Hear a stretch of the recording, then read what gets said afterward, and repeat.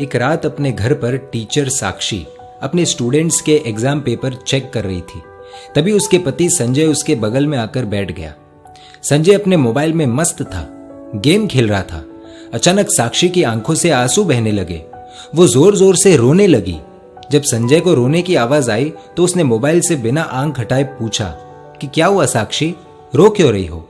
मुझसे नाराज हो क्या? साक्षी बोली, नहीं, मैं तुमसे नाराज नहीं हूं। दरअसल मैंने स्कूल में परीक्षा के तौर पर एसे राइटिंग में एक बहुत ही अच्छा विषय दिया था कि अगर आपकी इच्छा हो तो क्या बनना चाहेंगे। पति संजय जोर से हंस पड़ा। तो इसमें रोने वाली क्या बात है? फालतू में मेरा गेम खराब कर दिया। साक्षी बोली, संजय 2 मिनट फोन छोड़ो और ये देखो एक बच्ची ने क्या लिखा है उस एसे राइटिंग में। तुम खुद पढ़कर रो पड़ोगे। संजय ने कहा, अरे मैं थका हुआ हूं, प्लीज तुम पढ़कर सुना दो। साक्षी ने आंसू पोंछकर पढ़ना शुरू किया। डियर टीचर, मेरा ये एसे राइटिंग मेरे पापा को ना दिखाना, वरना मुझे बहुत डांट पड़ेगी। मैं जब भी घर जाती हूँ तो मेरे मम्मी पापा मोबाइल में बिजी रहते हैं। मेरी तरफ देखने का भी बहुत कम टाइम मिलता है उन्हें। मोबाइल का इतना ध्यान रखते हैं वो, इतनी केयर करते हैं मोबाइल की। वो मुझसे ज्यादा तो उनके फोन से प्यार करते हैं। मेरे पापा और मम्मी शाम को थक जाते हैं, लेकिन उसके बाद मेरे साथ वक्त नहीं बिताते, अपने मोबाइल के साथ वक्त बिताते हैं। उनके पास उनके मोबाइल के लिए बहुत समय है, लेकिन मेरे लिए बिल्कुल भी समय नहीं है। मैं 3 बार बुलाती हूँ तो मेरी आवाज उन्हें सुनाई नहीं देती और मोबाइल की हल्की सी रिंगटोन भी बज जाए तो अपना काम छोड़कर मोबाइल देखते हैं। मेरी इच्छा होती है कि मेरे मम्मी पापा मुझे अपने हाथों से खाना खिलाएं, लेकिन खाना खाते वक्त भी उनके एक हाथ में मोबाइल ही रहता है। मैंने तो सुना था सुबह उठकर एक माँ अपने बच्चों को उठाती है, देखभाल करती है, लेकिन मेरी मम्मी सुबह उठते ही मोबाइल देखती है, मुझे कभी नहीं उठाती।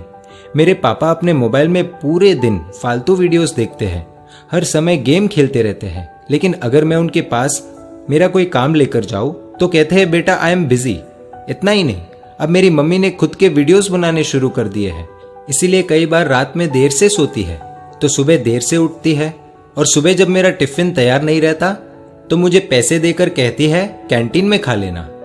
मेरे टिफिन से भी ज्यादा जरूरी मम्मी को उनका स्मार्टफोन है।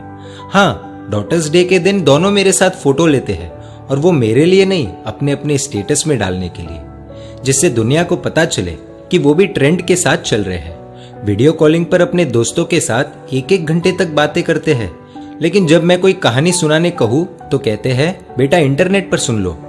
वो दोनों ही मेरी आदतें बिगाड़ रहे हैं। फिर कल अगर मैं गलत रास्ते पर चली गई तो पूरी दुनिया मुझे गलत बताएगी। इसलिए मेरा हमेशा से सपना रहा है कि मैं भी एक स्मार्टफोन बन जाऊं। पूरे दिन अपने पापा के हाथों में रहूंगी, रात को सोते समय भी उनके आंखों के सामने रहूंगी, सोने के बाद भी उनका हाथ मुझ पर ही रहेगा।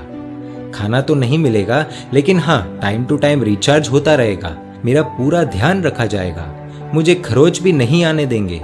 जहां भी जाएंगे मुझे अपने साथ ले जाएंगे, हमेशा दोनों की आंखों के सामने रहूंगी। संजय थोड़ा भावुक हुआ, लेकिन फिर से अपने गेम में लग गया और साक्षी से बोला कि ठीक है, अच्छा लिखा है, इसमें रोने जैसा कुछ नहीं है। तुम्हें इतनी सी बात पर रोना क्यों आ गया Sakshi? Be strong, come on.